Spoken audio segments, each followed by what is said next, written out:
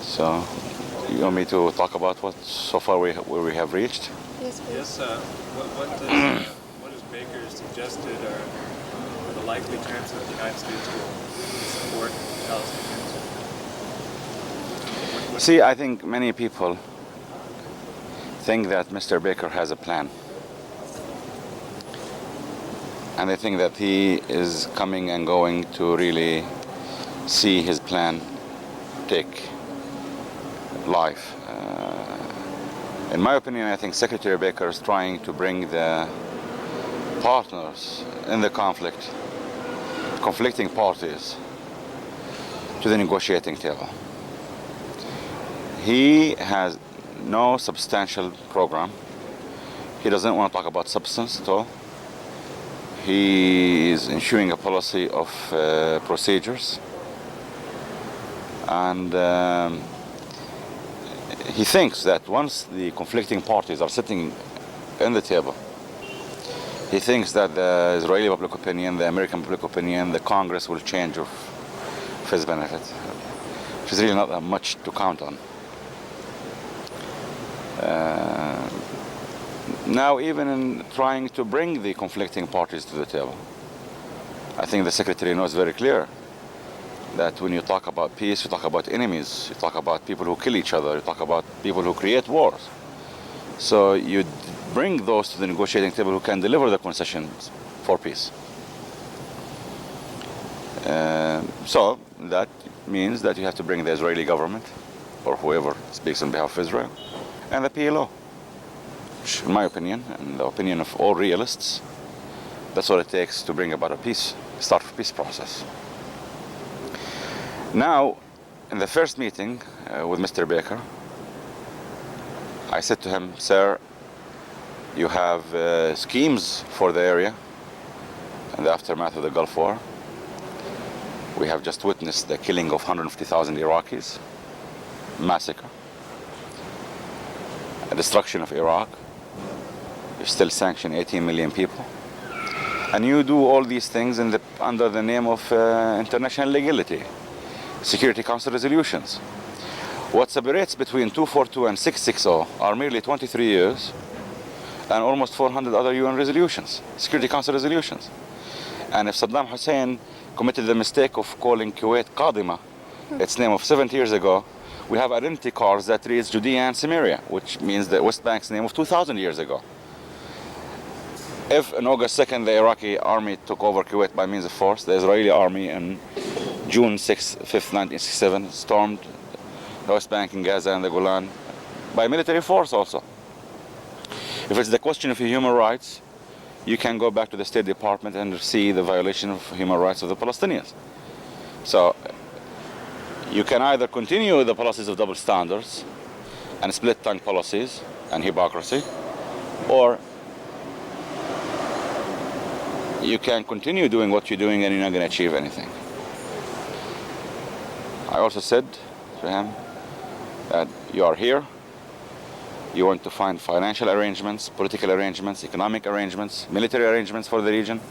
None of these things can materialize without a solution to the Palestinian problem, a genuine solution.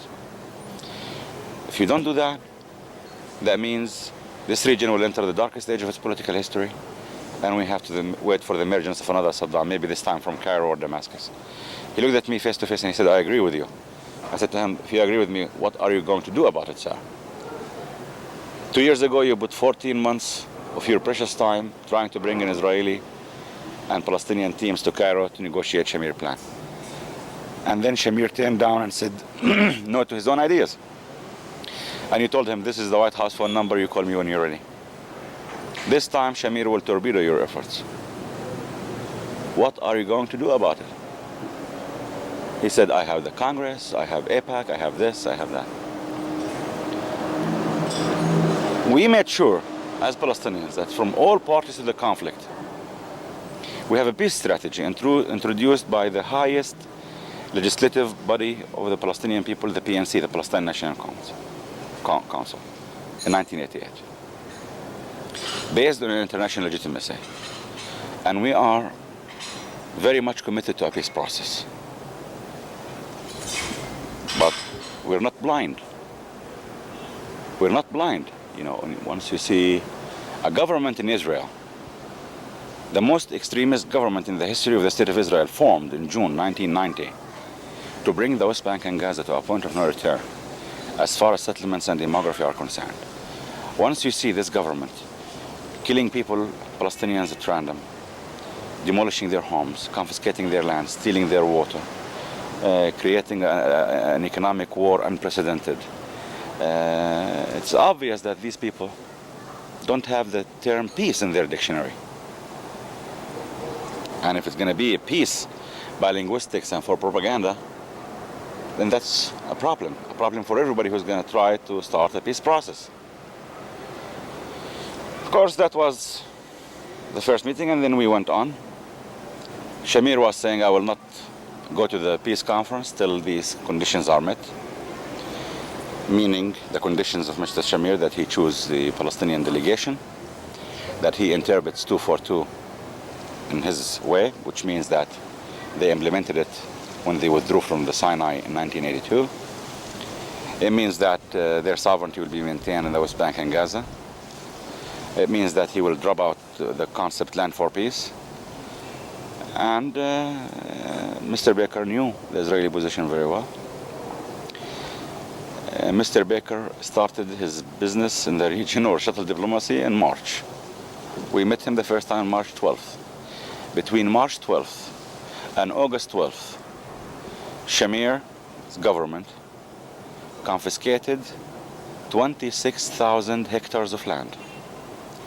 That means that since Baker started his missions, they have been confiscating land in the West Bank and Gaza on a monthly basis, their equivalent of confiscation on an annual basis before Baker started his shuttle diplomacy. They had built decided to build 4 new settlements, and decided to add more than 200,000 housing units to the existing settlements in the next 8 years. So how can you really envisage talking about peace in such an atmosphere? As a Palestinian who wants to start a peace process, really, I go to refugee camps, I go to villages, I go to teach my students, and they tell me if your Baker could not prevent the deportation of 4 Palestinians, which they did in one of Baker's visits, do you expect us to believe you that he will start a peace process?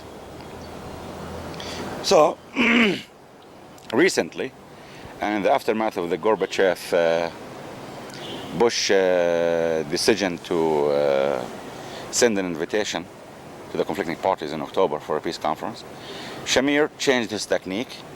He's saying now, yes, I'll go to the peace conference if these conditions are met. Before, he was saying, I won't go to the peace conference until these conditions are met. So the conditions of Mr. Shamir. If we're going to come and talk about the composition of the Palestinian delegation, it never happened in the history of conflict resolution where 2 enemies were supposed to meet that one side decided to choose his representatives and the representative of his enemies. Yeah, this is very clear. I mean, if you give me any case in the history of conflict resolution. Now, the Americans are trying to find formulas with Saddam's general in Iraq. In Vietnam, they made peace with the Viet Cong and the North Vietnamese. The French made peace in France with the FLN. The British made peace in Kenya with Kenyatta and the Mau Mau. The British made peace in Cyprus with Makarus and so on. That's the history. Now, Shamir, in his line to torpedo the peace process, he's, creating conditions not only humiliating to the Palestinians, but ridiculous, absurd. How can you choose my delegation for me? I can't stand Mr. Shamir.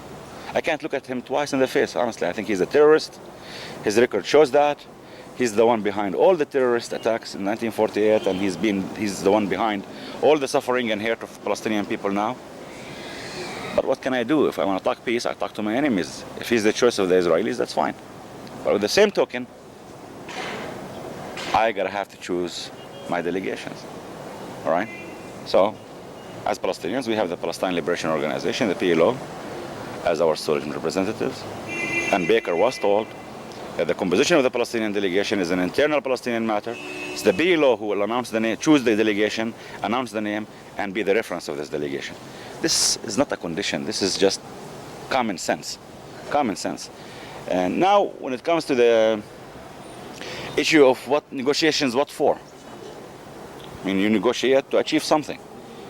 And ever since 1967, the successive U.S. administration have been committing themselves to the 242 and 338, meaning the indismissibility of acquisition of other people's territory by force and land for peace. Now Shamir and this government, by the way, most Shamir, Arens, Levy, all this crew today, Sharon, they all had voted against Camp David Accords in 1979. Now they say, okay, 242, we accept 242, but we have implemented 242 when we withdrew from the Sinai, and it's not applicable as far as the West Bank and Gaza are concerned for biblical reasons, and it's not applicable as far as the Golan Heights, Syrian Golan Heights are concerned for security reasons. So in our case, God was transformed to a real estate agent, and in the Syrian case, it's expansionist policies as is.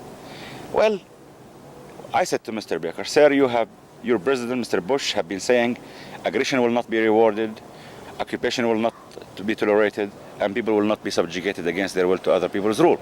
Now, you are rewarding Israel aggression, you are supporting Israel's subjugation of 1.8 million Palestinians, and you are maintaining and sustaining Israel occupation of the West Bank and Gaza. Again, once again, we're back to the double standards, hypocrisy, and split-tongue policies. As long as Israel is continue to be treated as a country above the laws of nations, with rights and no obligations, I don't think we have a chance for peace. In many occasions, How does he respond? no response. No. He said, once you bring that to him, he'll tell you, I'm trying to bring the parties to the negotiating table, things will change, I have so many restrictions and so on. And I told him once, if Saddam Hussein had a strong lobby in Washington, you're telling me he would have got away with Kuwait? And no response. So the meetings were candid, frank, honest, but if we go down to basics, peace requires nothing more than a desire of conflicting parties to create new realities economically, politically, geographically, socially, and so on. Why do you think the United States is putting up this farce? What is their interest in putting up this show? Well, let's talk about the new realities in the world. We all know that they came to the Gulf and they fought the war in the Gulf, not for what's above the sands of the Gulf, but rather what's beneath the sands of the Gulf. 70% of the oil of the world that's very much needed in the future of the Western economies and the US economy is under Arab land. Now they have full control on that.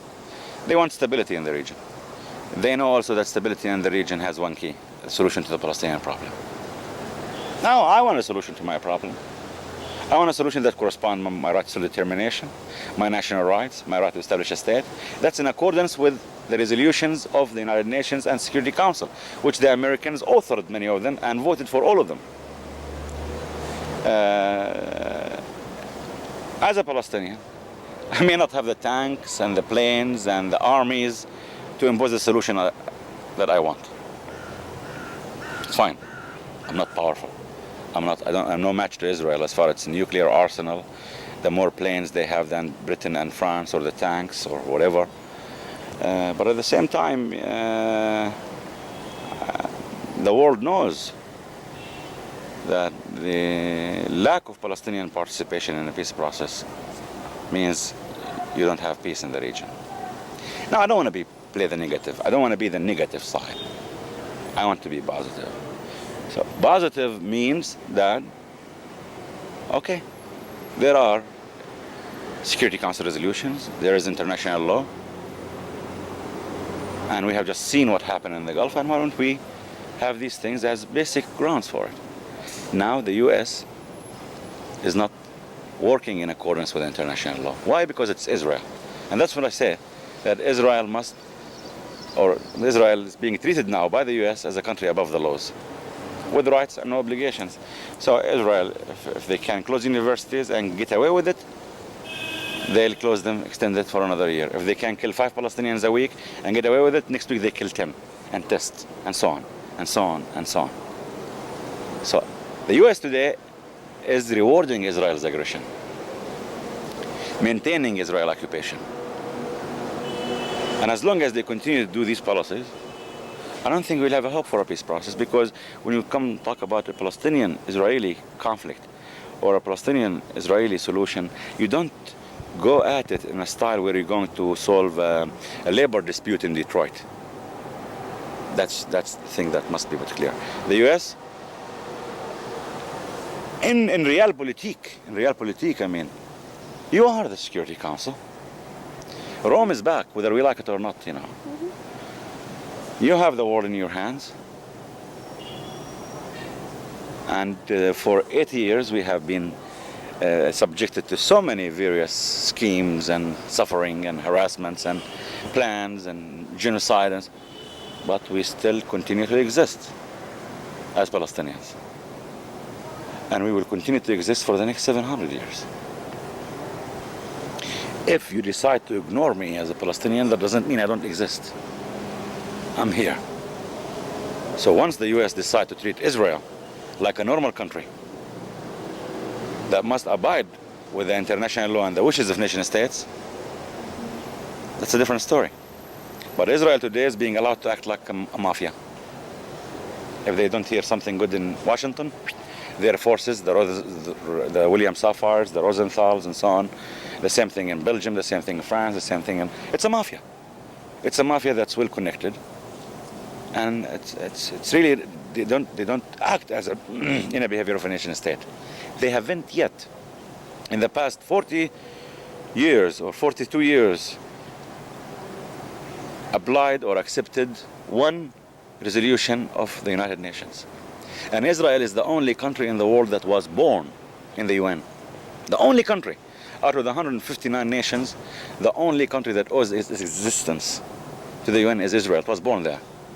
And mind you that in 1947, when Israel applied for membership in the US, there is a document in the Security Council, S747, signed by the Israeli, in 1948, the Israeli foreign minister, saying that we apply for membership and we declare our acceptance to establish an Arab state and in accordance with the partition.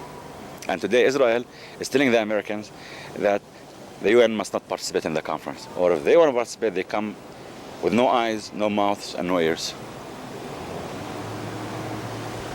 Mr. Erakat, how has the recent war in Iraq affected the Palestinian situation right here? And how has the stand that the Palestinians took and the PLO took in support of the Iraqi people affected the struggle over here and your relationship through these negotiations? Well, when the Gulf crisis broke out on August 2nd, we were surprised as much as anybody else in the world as Palestinians. And from the beginning, we formulated a policy. On August 4th, the PLO introduced a peace plan, demanding the restoration of Kuwait's sovereignty, territorial integrity, Iraq's unconditional withdrawal from Kuwait, and at the same time rejecting all forms of foreign intervention. And by the way, on August 4th, the Arab League foreign ministers declared the same principles, and Article number 6 of that declaration was against foreign intervention. On August 15th, we met here at the National Palace in Jerusalem. We authored a document reiterating our stand that Iraq must immediately withdraw from Kuwait, the restoration of Kuwait's sovereignty, the freedom of the Kuwaiti people, self-determination. And we said that we cannot accept war as a solution, because the United States is so happy with us as Palestinians. Once we say only by peace we solve our problem with Israel, and they want us to turn our back 1,000 kilometers away from here to Kuwait and say, yeah, go to war. We cannot play double standards. And we handed in this document all over the world, to all consul generals, to all ambassadors, journalists, and so on. And we were told, either you're with us or against us. You can't take a stand against war. That's what we were told. So our position was so clear, it's documented, everybody knows it. And if it's a crime to stand against war, because we think up till this moment, war could have been avoided. 150,000 lives could have been saved. A destruction of a nation like Iraq could have been preserved. But war did not take place. I mean, I'm not going to go into the details of analysis of the war. I think things are showing up now. They don't want Saddam Hussein. They don't want any threat to Israel. They want to control the oil. It was the outdated Western intellectualism of the 18th and 19th century. Control and hegemony. That's what it was all about. So we found ourselves in a position of, on the one hand, we are with the Kuwaiti people's right to determination. We are with Iraqi withdrawal, and at the same time, we don't want war, because that's our line. We think that all problems must be solved peacefully, including our problems with the Israelis. So the plans for war were there, whether we liked it or not. The war broke out. We had 400,000 Palestinians in Kuwait, the majority of which were born here, the West Bank and Gaza.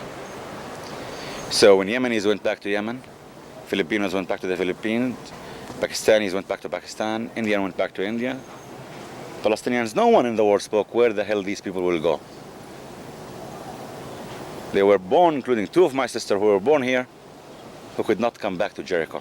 And at the same time, hundreds of thousands of Jews are coming from the Soviet Union to a country they never seen. That's one aspect. So these people were stuck in Kuwait. So every time we heard of sorties against Kuwait, imagine how many thousands of Palestinians were worried to death. Every time we heard that an Iraqi missile was fired against Saudi Arabia, we have 100,000 Palestinians in eastern Saudi Arabia. Every time a sortie was declared against Iraq, we have 150,000 Palestinians in Iraq. Hundreds of Palestinians died or were wounded in the roads between Iraq and Jordan in the war. Here in the West Bank and Gaza, the war broke out, I think, at 1:30 in the morning. At 1:45, there were jeeps and microphones going all over the West Bank and Gaza, telling us it's curfew. Anyone who opens the door of his home will be shot at with real bullets immediately. So 1.8 million people were confined to their homes. I come from Jericho, which is an agricultural town. Millions of dollars were wasted because farmers could not attend to their farms. My home went without bread and milk for 11 days during the war, under curfew. I have twin daughters who are babies and a son who's 2 and a pregnant wife. And this was a case that I knew myself, I knew my neighbors. No one knew that even we existed. I tried to call the UN, I tried to call all the people I know. Nobody cared. Nobody cared, we did not exist. So, that was a situation, the Palestinian situation during the war. At the same time, during the war, we knew that the Kuwaitis will find in the Palestinians the scapegoats, the human sacrifices, especially the emirs and his associates and his army who ran out like rabbits when Iraq invaded Kuwait and never fought for a minute. And we sent the human rights centers, the many foreign ministries, warnings that these Palestinian people there might be subjected to courts, to murders, to massacres, and so on. And it happened.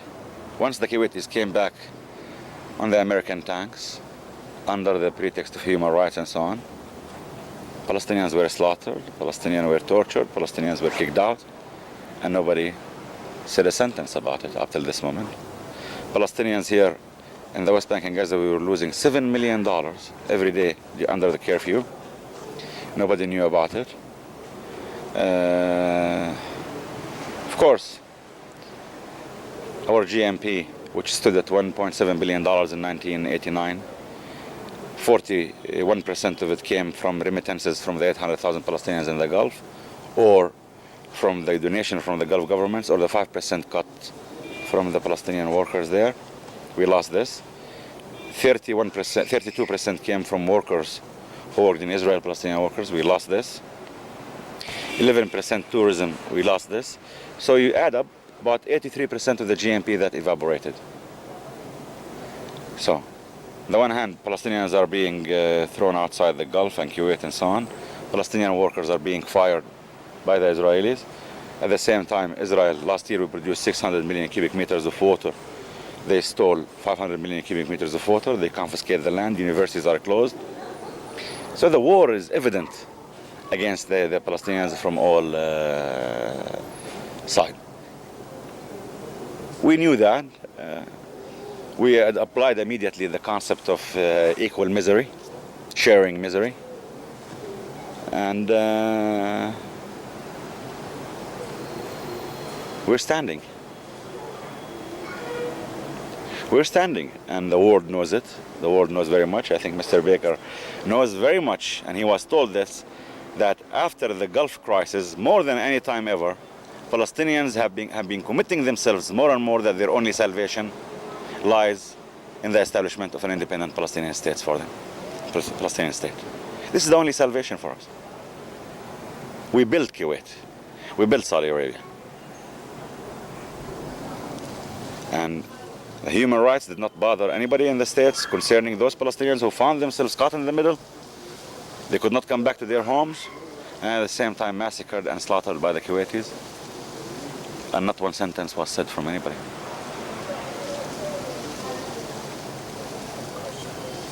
You've said that the United States and James Baker understand that it's in the long-term interest of the United States to establish stability here. The key to that is the Palestinian-Israeli conflict.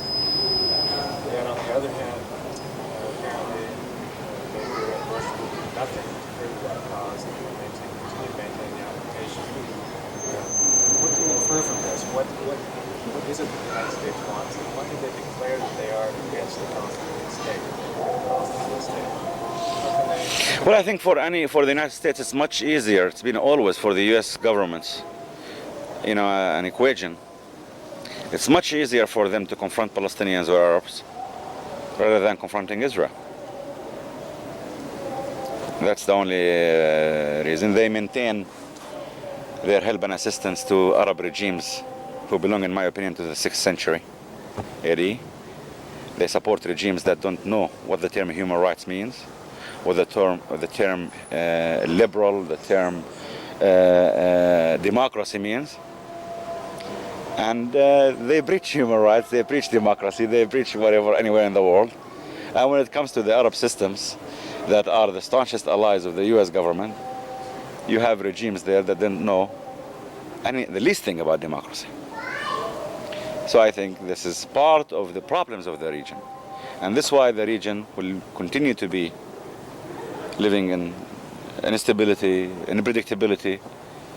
It's because of the US and Western policies vis-a-vis the region. As far as the Palestinians are concerned, I can assure you, it has proven so many times if we don't have peace, nobody else will. So what's the opposition to the Palestinian state? It's because Israel, it's because, as I said, they don't want to confront Israel. Israel opposes the Palestinian state. The US opposes the Palestinian state. Israel opposes the UN role. The US opposes the UN role. They can't confront Israel. And even though if you take the Gulf War, for instance, and before the Gulf War, they used to say that the US have a strategic alliance with Israel because Israel will protect Western interests. Saddam took Kuwait, Western interests were threatened, and the US was telling Israel to take a 6-month vacation to Mars. And when war broke out, Israel, instead of protecting Western interests, turned out to protect it itself. It was German kids, Dutch kids, and American kids that came to protect Israel's skies. That's one. Secondly, missiles did not hit Tel Aviv from Jericho or Nablus or Hebron. They came from a country that has no boundaries with Israel, which means also that the fallacy of secured boundaries never existed. So with all of these things, the US cannot really act like a superpower with respect to its laws. I mean, we all heard the speech delivered by President Bush in the aftermath of the Gulf War. Even these principles, Bush cannot maintain as far as Israel is concerned. What new forms of resistance will the Palestinians utilize in the future? because of these new conditions?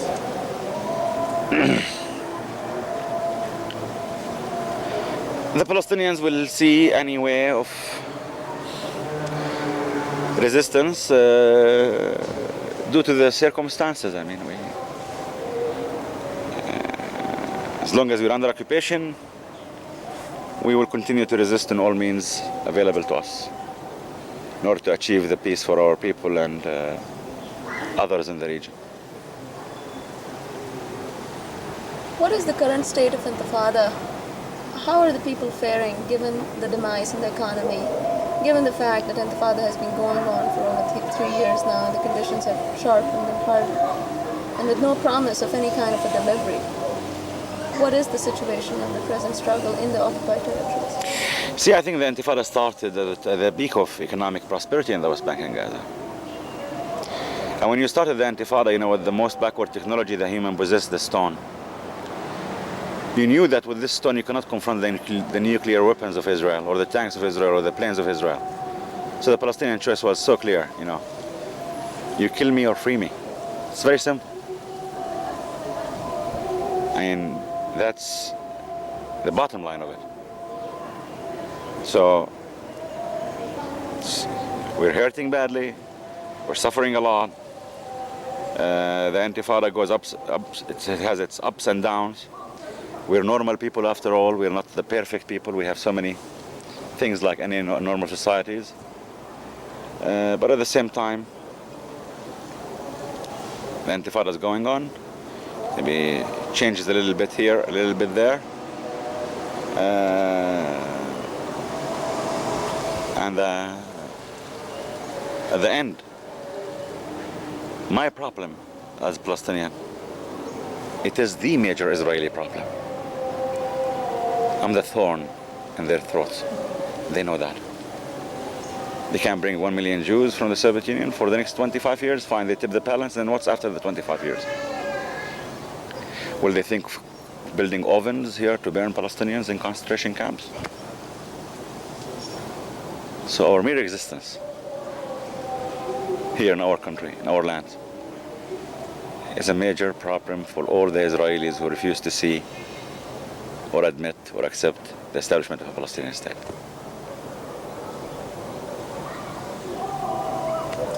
Well, let me ask you this. Given the fact that there's just been a very brutal war that has ensued real brutal conditions for the people here, and the fact that it's been a long time since the Intifada started, the economic decline, along with that, the inability of in the minds of the people, perhaps, of the PLO to be able to deliver a Palestinian state. Do you think that there is an uprise of an alternative ideology, perhaps, in terms of support for Hamas? Do you think that's growing as a result of that because nationalism has not succeeded in delivering? Well, I think religious trends has existed in Palestine for the past 70 years. And if one thing we are proud of as Palestinians is that everybody has the right to say what is in his mind, or to write about it, or to form political parties. And the PLO is a composition of so many political parties. And Hamas, I don't see why people see it as a threat. If they lose elections in certain areas, they are loyal opposition. If they win, we are in loyal opposition as nationalists.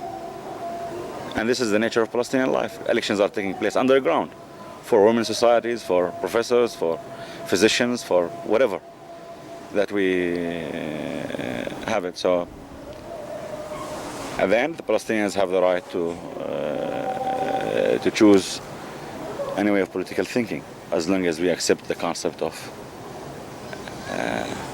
a loyal opposition and a majority. And Hamas has been going all along the way with this. You speak about education. What's going on with the universities and colleges and secondary schools at the moment? How will it change? Well, I think we have just recorded the historical thing for Guinness Book of Records. Palestinian universities have been closed for the past 47 months. I don't think any universities in the world have been closed for this period of time. That means 25,000 students have been unable to continue their normal lives, but it's not a secret. We have created alternative educational institutes. For instance, I teach at the University of Nablus at An-Najah, and mosques and churches, homes, every available spot in Nablus was transferred to a university. And at one point, I was teaching Saturdays, Mondays, and Wednesdays at An-Najah University. I teach contemporary political theories about Rousseau, Montesquieu, Locke, and so on. And on Sundays, Tuesdays, and Thursdays, the local education committee in my neighborhood in Jericho assigned me to teach 16 children who were 6 years old, first grade. Teach them their ABC. This is yellow, this is red. And during the past 46 months, our children stayed home more than they went to school. And we're talking about 620,000 pupils, out of which 210,000 children are between the ages of 6 and 9, were prevented by the people of the book to learn their ABCs. And nobody even knew about it, and nobody cared about it. And we always said to everybody that if a Jewish child is prevented to enter a school in Buenos Aires or in Moscow or anywhere in the world, I don't think the world will sleep that night. But for 600,000 children to be denied their basic right for education by Israel, it's something the world can live up with. It's, to many people it could seem frustration, but we frustrated and so on. But I think we managed to turn our frustration into constructive building, turning our homes into educational institutes, teaching much better than the schools themselves, actually. We're demanding every day, every week, every month, send letters, we send communiques, we send appeals to UNESCO, to educators, to education ministries, to professors, to intellectuals, to human rights groups, the fate of our education, and sometimes we get answers, sometimes we don't. What is the possibility of building back the economy of the occupied territories, especially with so many Palestinians who have lost their jobs, who have had to leave? Okay, what do you talk when you talk about economy? When you talk about development anywhere in the world, you talk about increase of something. You talk about an educational development, talking about to see how many children you're going to have in 5 years, fitting to go to the first grade and see how many buildings you're going to have, how many teachers, and so on. Talking about agricultural development, you're going to see what's your need and plan it and so on to increase the productivity for agricultural sector and to diversify. But we don't have the free will to think or to plan. We can't plan, but how can we implement? I mean, we come and grow our land in Jericho, and then at the time of harvest, Israel comes and imposes a curfew for 4 days. They've done that so many times. At the time of harvest in Jericho, at 40 degrees centigrade weather, they put curfews for 5-6 days. Watermelon, tomatoes, eggplants, thousands of dunams will vanish. They've been doing this, systematically and intentionally. Now, if you want to build a factory, you need to apply for a license. We have been denied the right to establish our infrastructure since '67 because they want to use us as cheap slaves in their markets and to work for them. If you want to utilize our water, now they come to the Jordan Valley. We are not allowed, we haven't been given one license to dig wells since 1967, and if we have, it's only 72 meters in depth. Their companies come with technology that can go down to 1,000, 2,000 meters at the slopes of the mountains, suck our water out, and now we are in Jericho trying to buy our own water from the Israeli companies. So what kind of economic development I'm going to talk about if I don't have the freedom, if the military governor chooses not to allow me to come out of my home? I was given a laissez-passer a week ago. I was supposed to fly to Vienna tomorrow for a lecture. I was summoned yesterday to the headquarters of the military government. He told me, don't travel. I can't travel.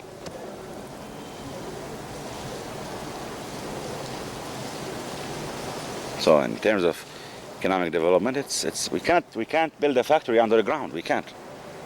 We can teach a class for 2 hours underground. We can teach today in the mosque of Nablus. Tomorrow I change my lecture to the church of Nablus. The third day I take it to a friend of mine's home in Nablus, and then we keep running. But if you're going to establish a factory for economic development, you can't take it today here and then hide it the next morning there. We're talking about 1.8 million people that have been subjected to the highest form of terrorism, occupation, Israeli occupation.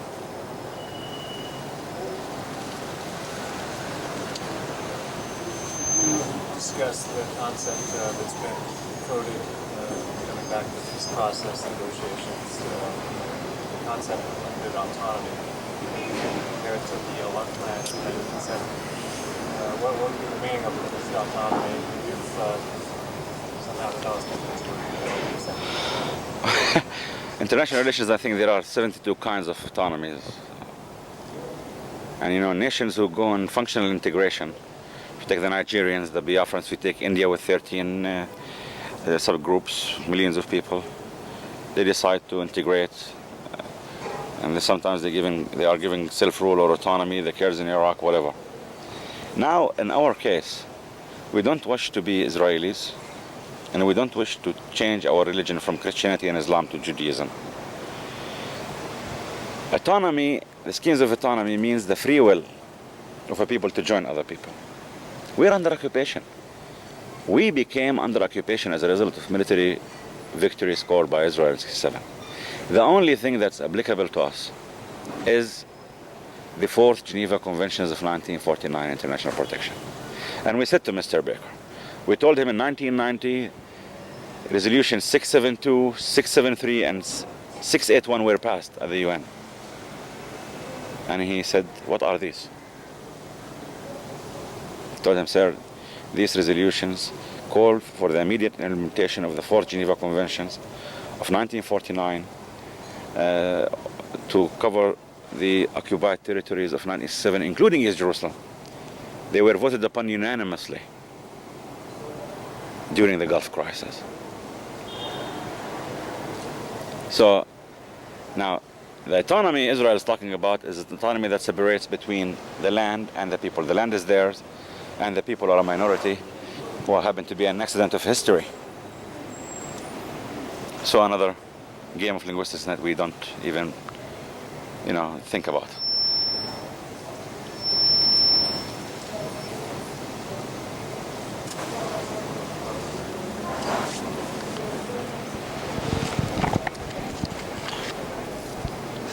Any more questions?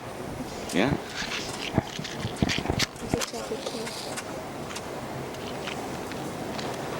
Can we take a break? Sure. For a cigarette? Okay. Why don't you ask a question again about the prisons? Yeah, how many people are in prison? Who are they? What part of the population? What part of the Intifada are they? How long? Ever since the start of the Intifada, we had about 120,000 people or more who've been in jails on and off. We are subjected to 6 major various laws. The Israelis apply the Ottoman laws, the British military laws, the Jordanian laws as far as the West Bank is concerned, the Egyptian laws as far as Gaza is concerned, military orders that they issue anytime they wish, and the Israeli laws themselves. So they can take you to jail, can take you to court anytime. I was personally trialed by the Israelis. I was convicted of incitement. I still have a 5-year suspended jail sentence in my head. I had to pay a fine of 7,000 American dollars. And my crime is that the judge, Israeli judge, said in open court that he had the right to interpret my conscience. And he believes that inside my conscience, I'm a man who incites against the occupation. My lawyers were Mr. Avigdor Feldman, a prominent Israeli lawyer, and Mr. Jawad Boulos. And when my lawyer, Jawad Boulos, who's an Israeli Christian, protested, who has an Israeli passport, Israeli Arab, protested this, he was asked by the judge to shut up, And he said to him, I have a client. And then they passed a sentence on my lawyer of 1 month in jail or 1,500 shekels fine. So this is the kind of system of justice we have here. The judge asked me if I have anything to say. I couldn't help but crack laughing. I could not do anything else but start laughing. They can put people in jail in accordance with what we call the maybe law. Every military governor in any given area has the right to put anybody in jail for a period of 6 months to 18 years if he can tell his superiors that this person may in the future present a threat to the security of Israel. And he doesn't have to explain anything. The majority of those people inside jails have never been in front of a fair trial. When they go to courts, the military would say we have a secret file on him. No one can open the secret file, so they didn't have trials. We have hundreds of women who were in out of jail in the past 4 years. I'm talking about thousands of women, actually. I'm talking about little girls ranging from the 13 years old sometimes till 70 years old. And the same treatment I got in my court, they get, it's just military government wants something, he'll do it. According to the Israeli statistics, we have today about 13,000 people inside jails. That's what they say. The great majority of them are in administrative detention. There may be a law. May, in the view of the military governor, commit something in the future. So they better be behind bars.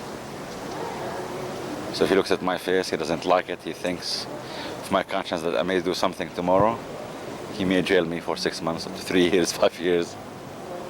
So, and that's the situation. And then you hear congressmen and senators in the states say, we share the same values with Israel. Of course, if jail doesn't work, they have all the time the mechanism of breaking the arms and legs and the bones of our children. We have today 19,000 Palestinians ranging between the ages of 16 to 22 who were maimed forever in the past 4 years alone by this policy of breaking arms and legs.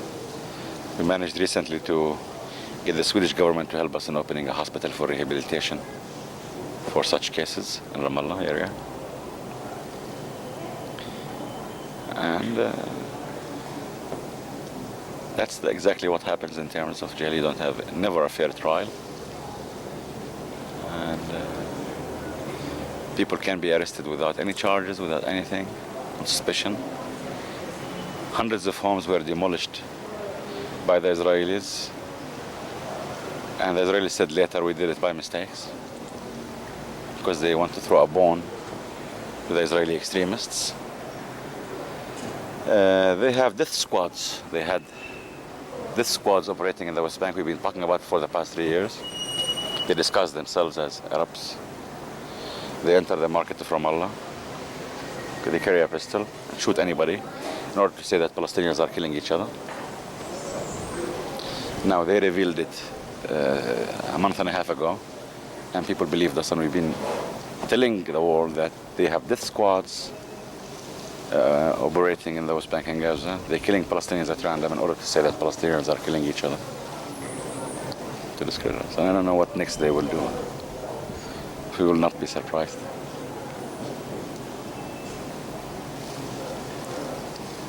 Last year, the United States cut off the dialogue with the PLO. This was around the same time as the massacre in Al-Aqsa.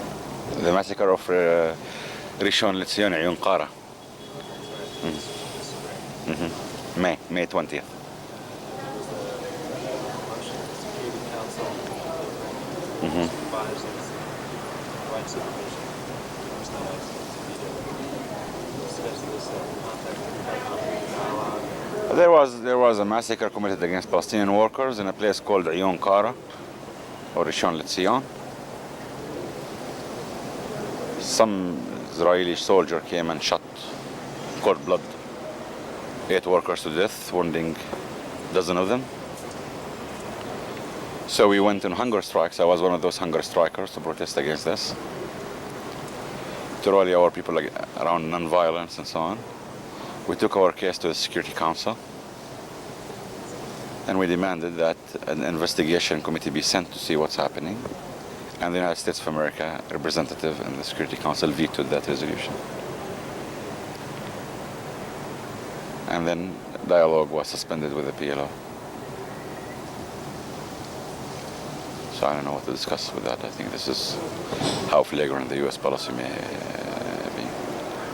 Can you discuss a little bit about the policy of settlement that Israel is going on with in spite of supposed U.S. opposition, and the effects of it within the territories and within the occupied territories? And the Soviet Jewish immigration as well. Well, as far as the U.S. Soviet Jewish immigration, I think we have been having immigration from the Eastern Bloc countries since 1919, before Israel was established.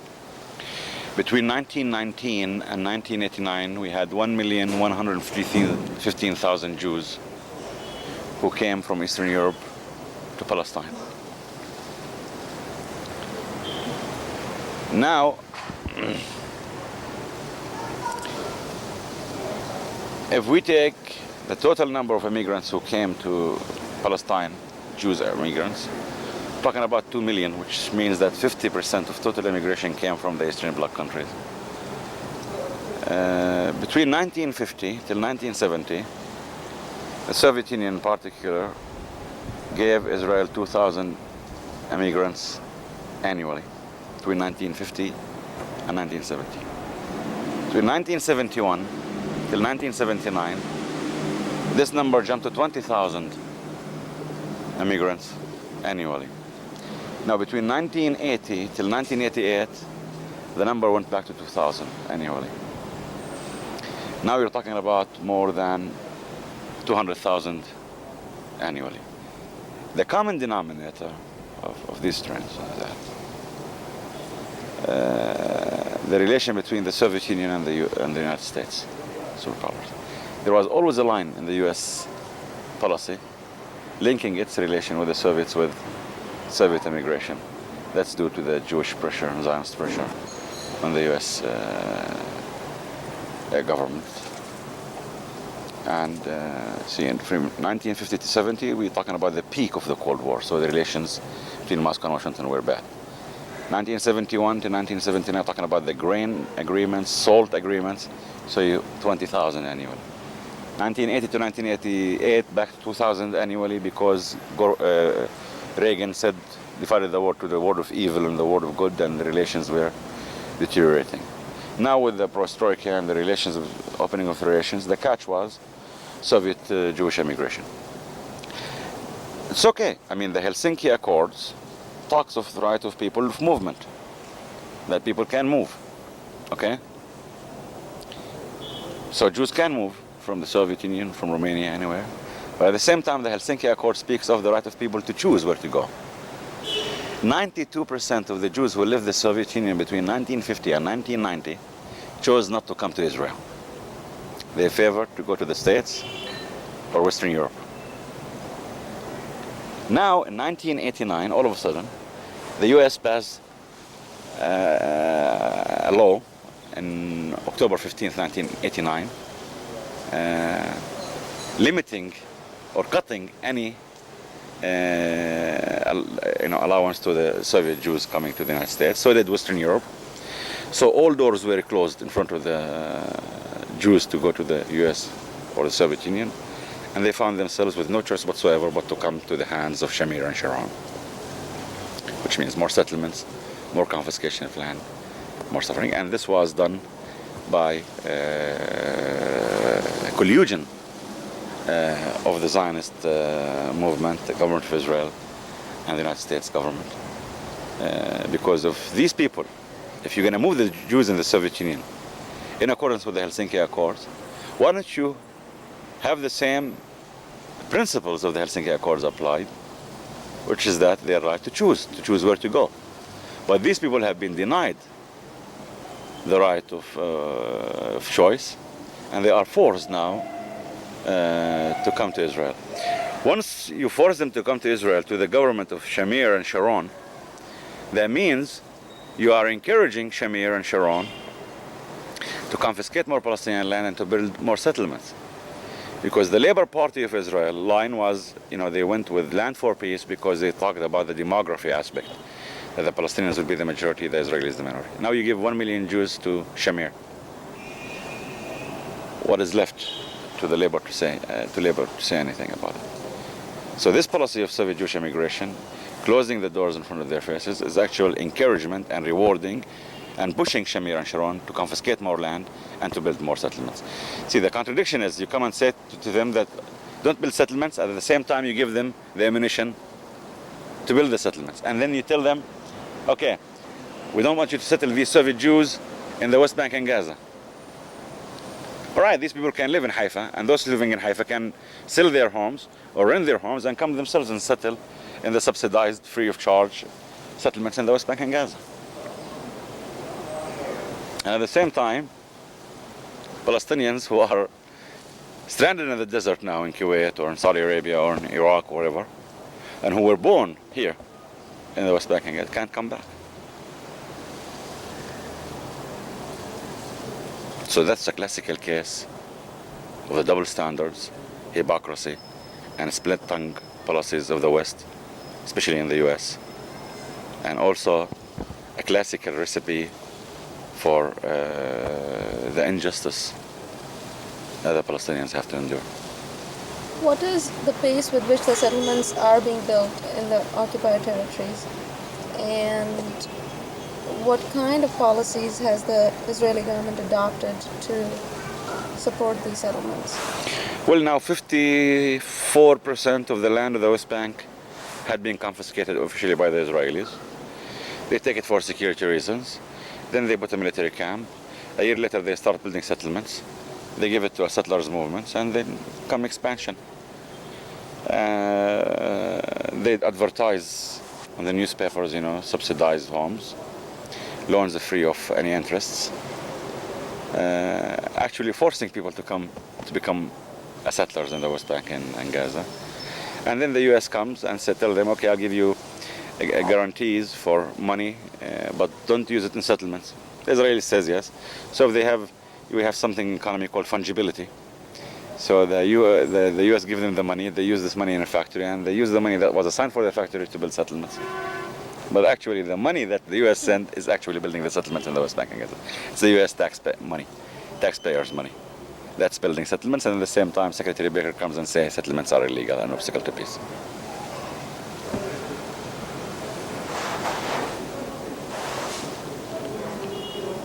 You said earlier that this is the worst time in the history of the Arab world.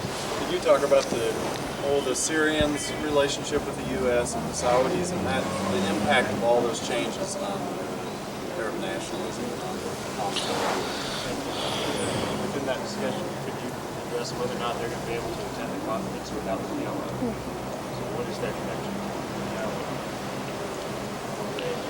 Well, when I said the Gulf War is the darkest chapters in Arab history, talking about Arab political systems who have financed the war against themselves, actually, because it's not the Iraqis who lost alone, it's all the Arabs who have lost alone. Israel was the only country that was interested in this war, and they were willing to fight to the last American and British soldier in order to get away with the threat of the Iraqis. The weapons that were prepared for the Third World War, actually the US and many of the agreements with the Soviet had to get rid of it because of their agreements with the Soviet Union. They transferred it to the Gulf. The Arabs paid for it to destroy another Arab country, thus strengthening the systems who stood against democracy, against human rights in the Arab world.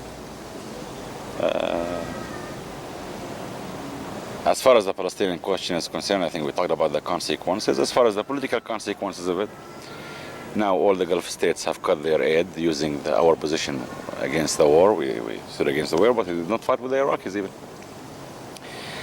And I think this was a demand of the Americans and the Israelis a long time to cut aid for the Palestinians and to cut aid to the PLO, thinking that we would go into our knees. As far as the Syrian position is concerned, Syria discovered that the three elements that hit Iraq or paved the way to attack Iraq were available in Syria. You know, if Iraq had the Kuwait file, Syria has Lebanon. If Iraq was accused of harboring terrorism, Syria is still in the books as terrorist harboring states. And then the threat to Israel is also there. So the Syrian leaders have decided to avoid provoking anybody to hit them, probably. The Gulf states needs protection. Egypt wants to cancel some of its debts and wants to reform the economy by being close to the West. And I remember saying that to Secretary Baker. For them, sir, in this visit you'll see leaders who want to cancel their debts, who want to have your kids as to protect them or to have your arms. But we want none of the above. We want peace. We want to help you in starting a peace process in the region. See, the Palestinian problem is the trunk, the nucleus for problems. The Syrian-Israeli dispute or the Egyptian-Israeli dispute or the Jordanian-Israeli dispute are merely the branches of the trunk. So if they want to deal with the branches, that means the problem is there, which is the Palestinian problem. I don't think anybody could envisage peace in the region without a genuine solution to the Palestinian problem. Do you think the Arab states will continue to participate in this conference? Oh yes, if the U.S. Regardless. tells them to do so, they do it. I mean, Regardless of, irrespective of whether PLO participates or not? well, I think there's a war being waged by the Arab states against us, now. I mean, look at what's the treatment of Palestinians in Kuwait. The cut of aid by Saudi Arabia and other Arab states to the Palestinians. But at the same time, Secretary Baker knows what it takes to start a genuine peace process. To start a peace process, a genuine peace process, you need to have a key. I am the key, Palestinians. If it's international legality, I'm there.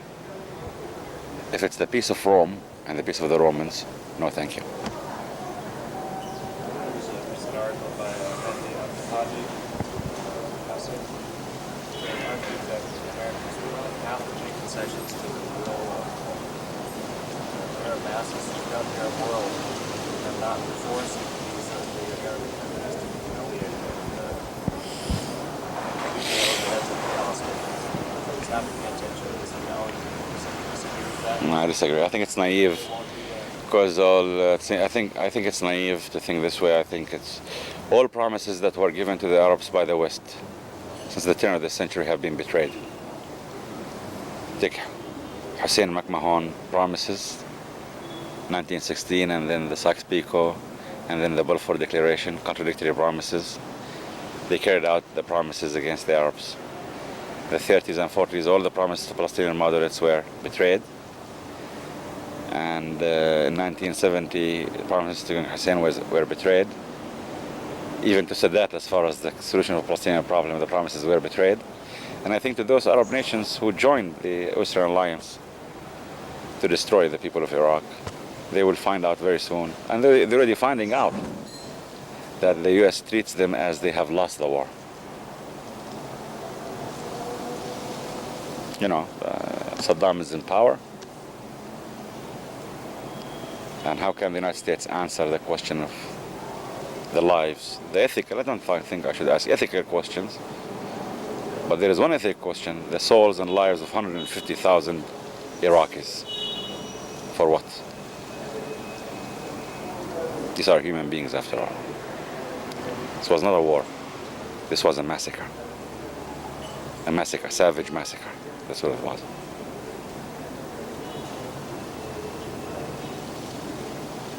If the United States now has military outposts near the oil fields. Why do they still need Israel so much? Why would they be willing to challenge Israeli policy now that they have what they wanted since World War II? Direct military access. Well, I think we addressed this question to them, and this question should be addressed to them. I think they need a dirty arm in the region for them. Israel has been very faithful in terms of being the dirty arms of the Americans, not only in the Middle East, but worldwide. If you take the Falkland War, 1982, Reagan had to side with Thatcher because of the NATO alliance. But the Green Line was given to Israel to ship arms to Gualtieri because they wanted to maintain their balance with Western Hemisphere or the Latin American. When the U.S. had to withdraw from Chile because of the human rights violation of Pinochet, the Green Line was given to Israel and the Israeli Mossad to enter Chile and to help Pinochet. Somoza in Nicaragua, it was Israeli arms, Israeli advisors who maintained Somoza and his massacres against the people. If you take South Africa,